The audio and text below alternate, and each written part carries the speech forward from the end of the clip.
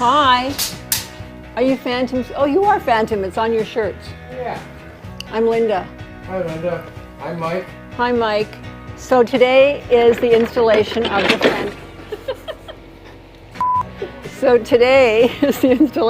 Phantom screens.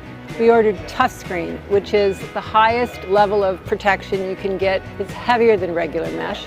It keeps out all the usual insects, like mosquitoes, but also larger insects and small animals. And it has up to 55% UV protection. So in the summertime when we're eating out here, if it's too sunny, we can put our screens down, and at nighttime, it'll keep the bugs out. And apparently a lot of spiders. And those things that were in the trees, remember? On this situation here, we came in the beginning stages and made this job much simpler because we could come up with the perfect solution. Sometimes we have to come in after when things are already done, and basically we got to work with what is there and make it fit. This was the optimum situation.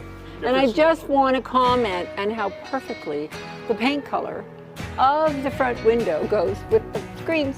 Don't you think? Yes. I mean, hello, it's fantastic. That was a complete accident.